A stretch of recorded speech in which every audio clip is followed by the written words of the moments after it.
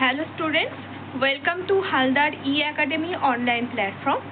আমরা আজ পড়ব ক্লাস 9-এর একটি কবিতা আবহমান, যার কবি হচ্ছেন নীরেন্দ্রনাথ চক্রবর্তী।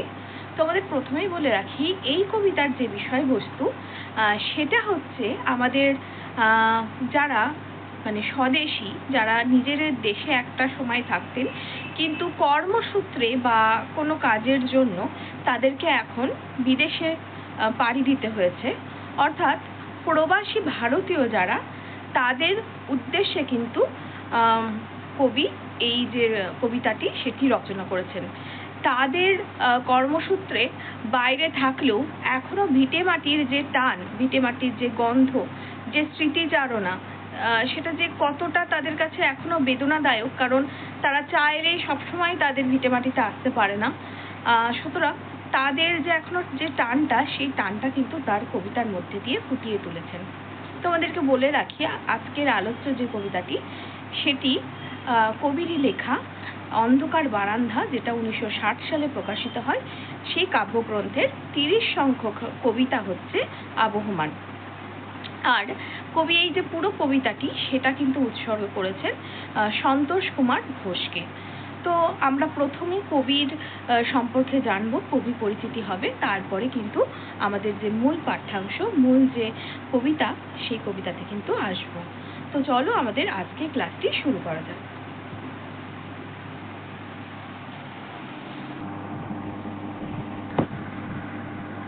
তো প্রথমে আমরা নীরেন্দ্রনাথ চক্রবর্তী সম্পর্কে জানব। নীরেন্দ্রনাথ চক্রবর্তীর জন্ম 1924 সালে। জন্মস্থান বাংলাদেশের ফরিদপুর জেলা। সত্যযুগ পত্রিকার সাংবাদিক রূপে কর্মজীবন শুরু করেন।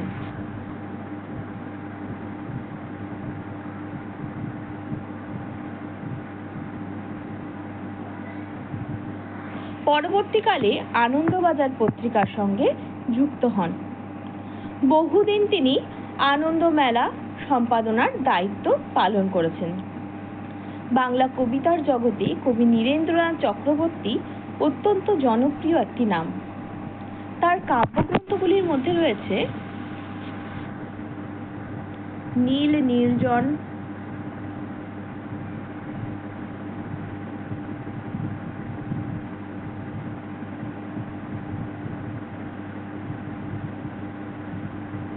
অন্ধকার বারান্দা,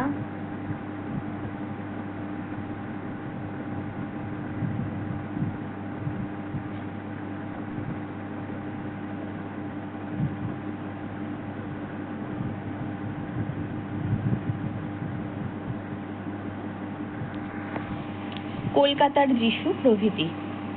উলঙ্গ রাজা কাব্যগ্রন্থের জন্য তিনি সাহিত্য একাডেমি পুরস্কার লাভ করেন। তোমরা আশা করি উলঙ্গ রাজা কবিতাটি সকলেই খুব ভালোভাবে জানো। খুব বিখ্যাত একটা কবিতা। তিনি সমাজের যে চিত্রটা, সেই কবিতার মধ্যে দিয়ে ব্যঙ্গচিত্র রূপে কিন্তু সেটা ফুটিয়ে তুলেছিলেন, যার জন্য তিনি সাহিত্য একাডেমি পুরস্কার লাভও করেছেন। তো চলো এবার আমরা আমাদের যে পাঠ্য কবিতা, সেই কবিতায় আসব।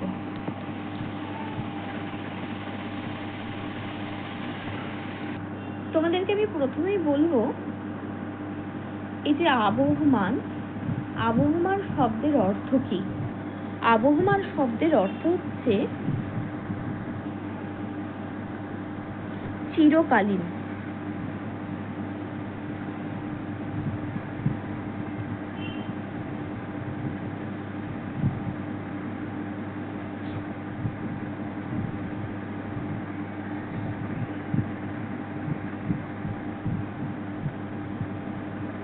এটি উৎসর্গ করেছেন তো সন্তোষ কুমার ঘোষ। আমি এটা তোমাদের এখানে লিখে দিচ্ছি।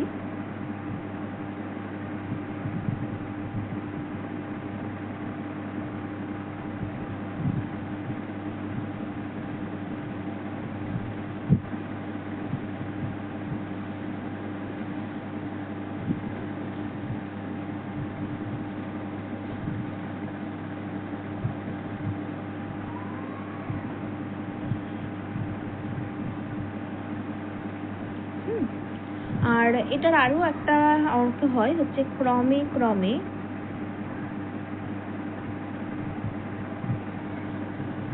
ক্রমে যেন ফিরে আসে।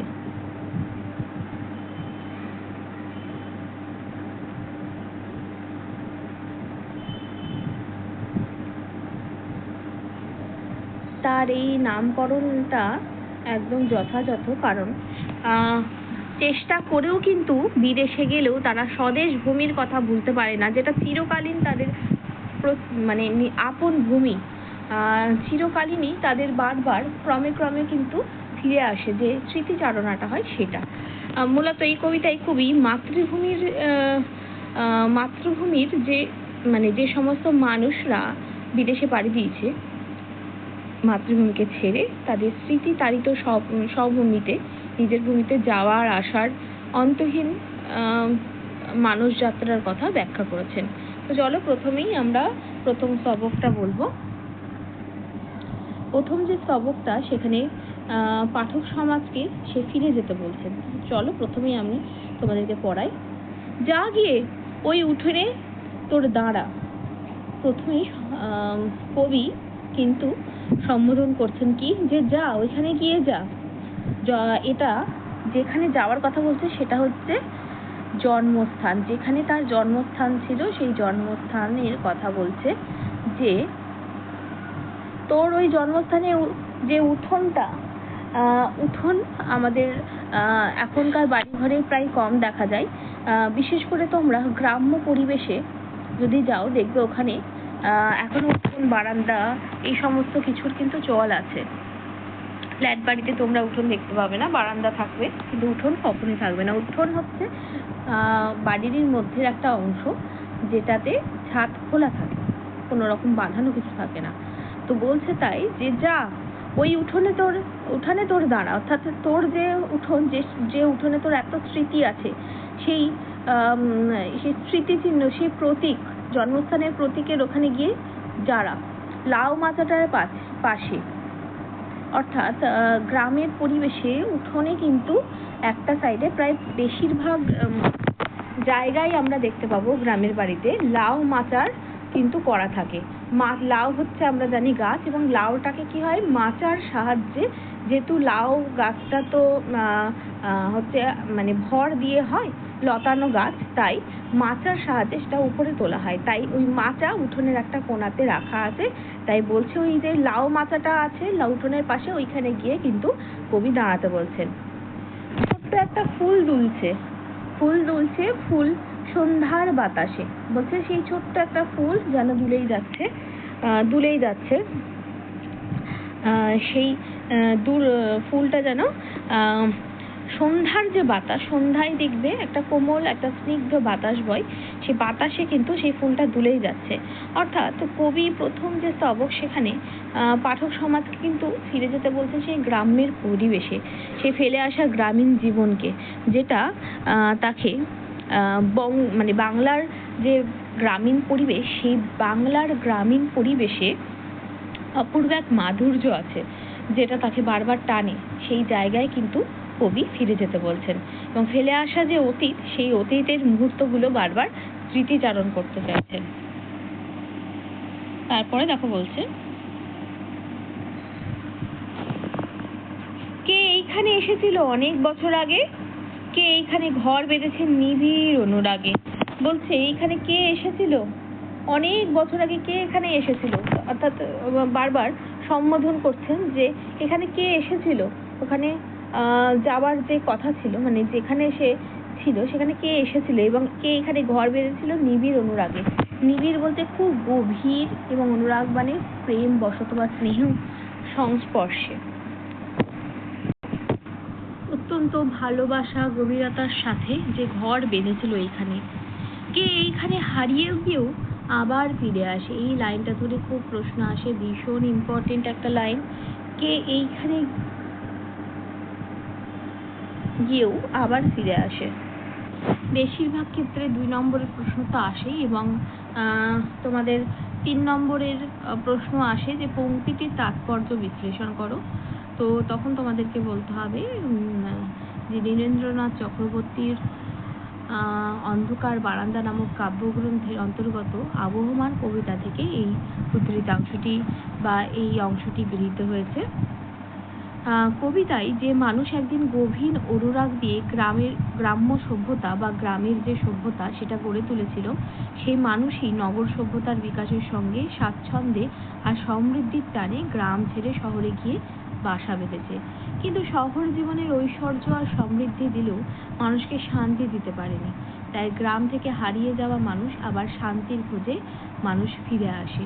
তাই বলছে যে সমস্ত মানুষরা হারিয়ে গিয়েছিল তারা আবার যেন ফিরে আসে। কি না শান্তির প্রয়োজন। আমাদের জীবনে যা কিছুই ঐশ্বর্য আসুক, নাম আসুক, যশ আসুক, আমাদের জীবনে যদি মানসিক শান্তি না থাকে তাহলে কিন্তু সব কিছুই বৃথা। শান্তিটা আমাদের জীবনে একটা গুরুত্বপূর্ণ অংশ বা ভূমিকা কিন্তু গ্রহণ করে, যেটা গ্রাম্য পরিবেশে সহজেই পাওয়া যায়। কিন্তু শহরের এই গাড়ি ঘোড়া, ব্যস্ততার ভিড়, ব্যস্ততার অসুখ, সারাক্ষণ একটা মানে ঐশ্বর্য, ঝাঁকঝমক, এই মানে এত কিছুর মধ্যে কিন্তু শান্তি কখনোই টিকে থাকতে পারে না। তাই বলছে কে এইখানে হারিয়ে গিয়েও আবার ফিরে আসে, এই মাটিকে, এই হাওয়াকে আবার ভালোবাসে। এই যে মাটি, গ্রামের যে মাটি, এই হাওয়া, বিশুদ্ধ হাওয়া, তাকে আবারও ভালোবাসে। ফুরোয় না তার কিছুই ফুরোয় না, যার ফুরোয় না তার কিন্তু কিছুই ফুরোয় না। নোটে গাছটা বুড়িয়ে ওঠে কিন্তু মুড়োয় না। এই লাইনটা তোকে ভীষণ ইম্পর্টেন্ট।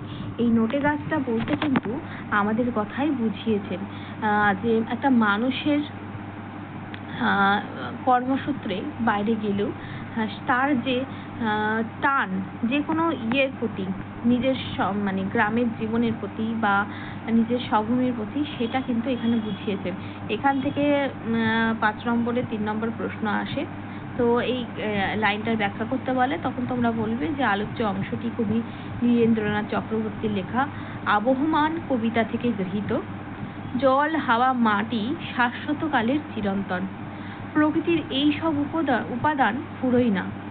বহমান সময়ের ধারায় বয়স বাড়ে, বয়সের ছাপও পড়ে, কিন্তু ফুরোয় না, শেষ হয় না। নোটে গাছ তো তার বড় প্রমাণ।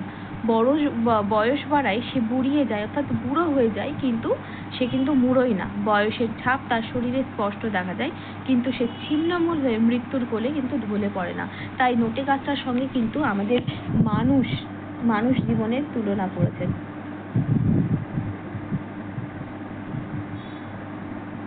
মানুষের জীবনে তুলনা করেছেন এভাবে। এই নোটে গাছ কিন্তু বুড়ি হয়ে গেলেও ছিন্নমূল তো হয় না, প্রকৃতির বুক থেকেও কিন্তু মুছে যায় না। সে আবহমান কালের প্রতীক। তোমাদেরকে প্রথমেই বললাম আবহমান মানে যা চিরন্তন ভাবে বয়ে চলে, সেই রকম মানুষের জীবনও বয়ে চলার মতোই, ঠিক আবহমান এর মতোই কখনোই থেমে থাকে না। তাই এই নোটে গাছের সঙ্গে কিন্তু তিনি তুলে ধরেছেন। তারপরে বলছে, আবারও দেখো বলছে, যা গিয়ে ওই উঠোনে তোর দাঁড়া লাউ মাচাটার পাশে, ছোট্ট একটা ফুল দুলছে সন্ধ্যার বাতাসে। এই ফুলগুলো কিন্তু কবি কি ভেবে বলছে বলতো? আমাদের মানে বিশেষ করে যারা ছেড়ে চলে গেছে গ্রামের জীবনগুলো, সেই বর্তমান দাঁড়িয়ে কবির মনে শৈশব জীবনের নানা ঘটনা মনে পড়ছে। এই ফুলগুলো হচ্ছে সেই স্মৃতির ফুল,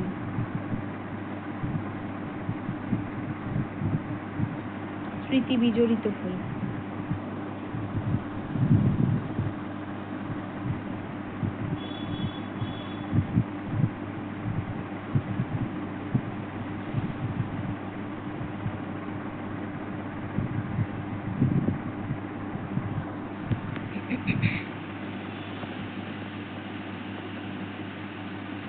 আশা করছি তোমরা এইটুকুনি বুঝতে পেরেছো।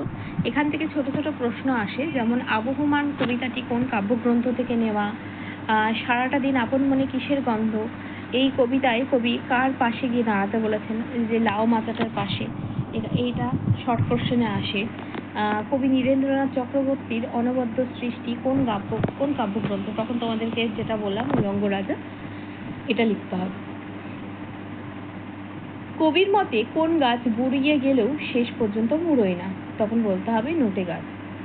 মুড়োয় না বলতে কখনোই শেষ হয়ে যায় না, এটা কিন্তু মানে মুড়োয় না বলতে কি বুঝিয়েছে, মুড়োয় না বলতে কিন্তু তখন তোমাদেরকে বলতে হবে যে মুড়োয় না বলতে কখনোই যেটা শেষ হয় না। আর আবহমান শব্দটির অর্থ তোমাদেরকে বললাম, ক্রমাগত বা চির প্রচলিতভাবে যা চলতে থাকে এইগুলো কিন্তু শর্ট প্রশ্নে তোমাদেরকে আসবে। এখান থেকে 1 নম্বর, 2 নম্বর, 3 নম্বর এবং সর্বোপরি 5 নম্বরের প্রশ্ন তোমাদের আসবে। এরপরই আমরা পরের স্তবকে চলে যাব।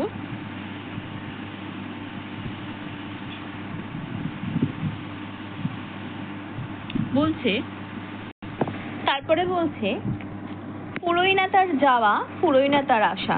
অর্থাৎ তার যাওয়া এবং আশা কোনোটাই কিন্তু ফুরিয়ে যায় না। এখানে যে যাওয়া আসাটার কথা বলেছে,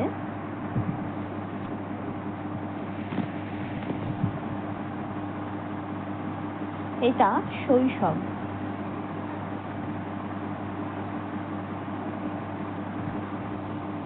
তার যে শৈশব সেটা সে কোনোভাবেই কিন্তু ভুলতে পারছে না।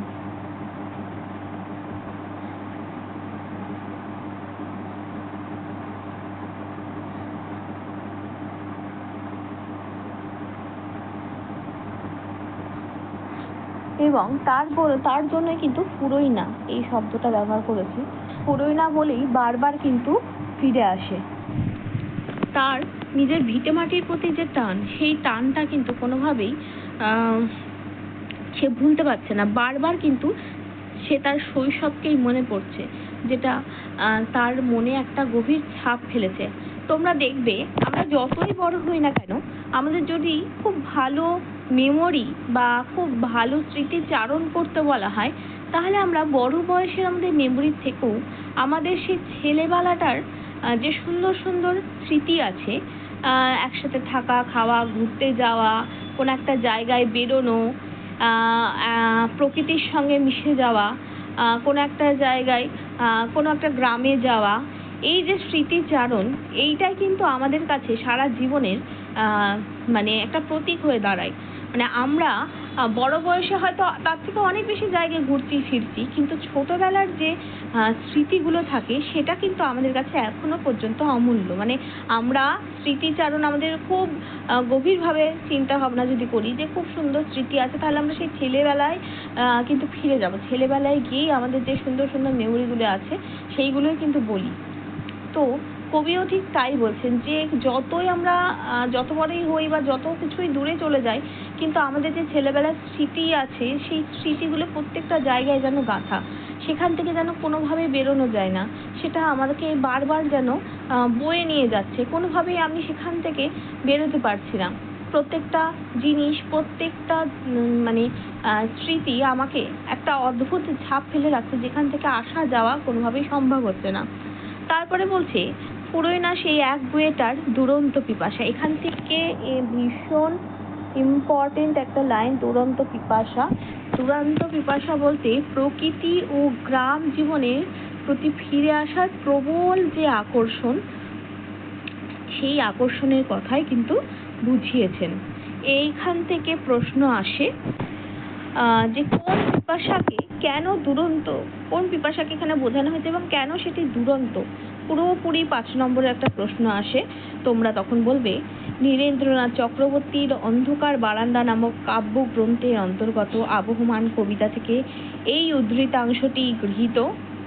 পিপাসা কথাটির অর্থ জিজ্ঞেস করবে। পিপাসা কথাটির অর্থ হচ্ছে তৃষ্ণা। তৃষ্ণার্ত কোনো মানুষ তার পিপাসা নিবারণের জন্য জল পান করে।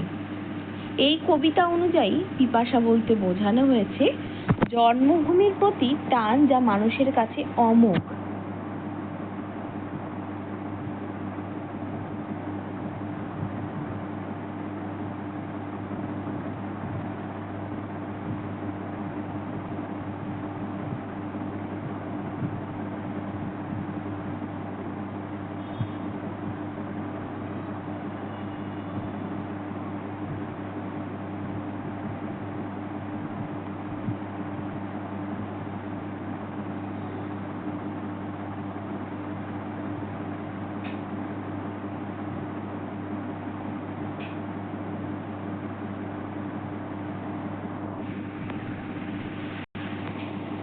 যা মানুষ কখনোই স্বীকার করতে পারে না, যা মানুষ কোনোদিনই অস্বীকার করতে পারে না, জন্মভূমির প্রতি তীব্র আকর্ষণকেই কিন্তু এখানে পিপাসা বোঝানো হয়েছে, এবং কেন এটা দুরন্ত তার কারণ বোঝাতে গিয়ে কবি বলেছেন, গাছের শিকড় যেমন মাটির তলায় থাকে, কোনো ব্যক্তি যখন বড় হয়ে ওঠে সেখানে তার শিকড় প্রথিত হয়ে যায়। যদি কোনো কারণে জন্মভূমির সঙ্গে তার বিচ্ছেদ ঘটে, তবুও সে বারবার তার জন্মভূমিতেই ফিরে আসতে চায়, কারণ সেই জন্মভূমির মাটির সঙ্গে তার আত্মিক একটা যোগাযোগ হয়। সেই জন্যই তার যে পিপাসা সেটা অত্যন্ত দুরন্ত হয়ে ওঠে। ঠিক আছে, আশা করছি তোমাদের এইটুকুনি বুঝতে কোনো অসুবিধা হয়নি। তারপরে দেখো বলছে, সারাটা দিন আপন মনে ঘাসের গন্ধ মাখে। এখান থেকে প্রশ্ন আসে, সারাটা দিন আপন মনে কিসের গন্ধ মাখে? তখন তোমাদের বলতে হবে ঘাসের। শর্ট প্রশ্ন আসে, সারাটা রাত তারায় তারায় স্বপ্ন এঁকে রাখে। সারাটা দিন ধরে কি করছে না, জন্মভূমির স্নেহ স্পর্শ সেটা কল্পনাতে রয়েছে, এবং সেই যে ঘাসের যে গন্ধ, সন্ধেবেলায় যে বা সকালবেলায় ঘাসে পা দিলে বা ঘাসের সংস্পর্শে আসলে যে একটা মানে নিজের আত্মার সঙ্গে যে একটা বিলীন হয়ে যাওয়ার যে গন্ধ ঘাসের সঙ্গে, সেই গন্ধ কিন্তু কবি পাচ্ছেন, এবং বলছেন সারাটা রাত তারায় তারায় স্বপ্ন এঁকে রাখে। ফেলে আসা জীবনের ছবিগুলোই সে তারায় তারায় কিন্তু এঁকে রাখছেন। ফুরোয় না, তার কিছুই ফুরোয় না। আবার গ্রামের যে প্রকৃতি, সেই প্রকৃতির কথাই বলছেন যে নোটে গাছটা ফুরিয়ে ওঠে কিন্তু মোড়োয় না। কিছুই যেন ফুরিয়ে যায় না। নোটে গাছ যেটা ফুরিয়ে যায়, নোটে গাছ যেটা বুড়িয়ে যায়, বুড়ো হয়ে যায়, কিন্তু সেটা কিন্তু মোড়োয় না। যেটা বললাম, নোটে গাছ বয়স হলেও তার বদ্ধমূল থেকে কখনোই সে উচ্ছেদ হয়ে যায় না। সে হয়তো আমাদের কথা বলছেন, মানুষের কি হবে, বয়স হলে গায়ে বিভিন্ন রকম বলিরেখা আসে, কিছুটা দুর্বল হলেও সে কিন্তু কখনোই মরে যায় না। সে কিন্তু বয়ে চলে। নিজের যে জীবন, নিজের যে জন্মভূমি, সেই জন্মভূমির মধ্যে যে আত্মিক সম্পর্ক, সেই আত্মিক সম্পর্ক নিয়ে সে শুধু বয়ে চলে যেতে চায়। তো আশা করছি তোমাদের এইটুকুনি বুঝতে কোনো অসুবিধা হয়নি। তো এখান থেকে তোমাদের প্রশ্ন যেগুলো আসে, এই সারাটা দিন সারাটা রাত তারায় তারায় স্বপ্ন এঁকে রাখে, এখান থেকে প্রশ্ন আসে। এবং এই যে পুরোই না, সেই এক বইটার দুরন্ত পিপাসা, যেটা আমি আলোচনা করে দিয়েছি। সারাটা দিন, এটা আমি একটু বলবো। সারাটা দিন আপন মনে ঘাসের গন্ধ মাখে এবং সারাটা রাত তারায় তারায় স্বপ্ন এঁকে রাখে, এটাকে বলে তাৎপর্য বুঝিয়ে বলো। তো তখন তোমাদেরকে বলতে হবে, আবহমান কবিতায় চিরাচরিত রীতির আলোচনা প্রসঙ্গে কবি বলতে চেয়েছেন যে ঘরে ফেরা প্রবাসী মানুষটি প্রকৃতির স্নেহ সোহাগে আত্মলীন হয়েছে। সুতীব্র ব্যাকুলতা নিয়ে প্রকৃতির কোলে দিনভর নিজেকে সমর্পণ করেছে। ঘাসের স্নেহ কোমল স্নিগ্ধ গন্ধ সারা শরীরে দিনভর মেখে নিয়েছে। দিনে যেমন সে আহার তাগিদ ভুলে গিয়েছে, ঠিক সেরকম রাত্রেও কিন্তু ঘুমানোর কথাও ভুলে গিয়েছে। রাতভর মাথার উপর তারায় তারায় এঁকেছে স্বপ্নের নানা ছবি। দিনরাত ভর প্রকৃতির মধ্যে নিজেকে সে যেন হারিয়ে ফেলেছে। দিন রাত ভর নিজের প্রকৃতির সঙ্গে কিন্তু সে যেন আত্মিক একটা যোগ চলে এসছে এবং একাত্ম হয়ে যেতে চাইছে। তো এভাবে কিন্তু তোমাদেরকে বলতে হবে। এবং তোমাদেরকে তো বললাম যে এই শেষ লাইনটা থেকে প্রশ্ন আসে বারবারই, নোটের গাছটা বুড়িয়ে ওঠে কিন্তু মোড়োয় না। আশা করছি তোমাদের যেটুকুনি আজকে পড়লাম সেটুকুনিতে কোনো অসুবিধা নেই। এর যে পরের ক্লাসটা আমি নেব, পরের ক্লাসে আরও তোমাদের সঙ্গে প্রশ্ন উত্তর আলোচনা করব এবং আমাদের যে বাকি কবিতার অংশ থাকলো সেই অংশটাও পড়াবো।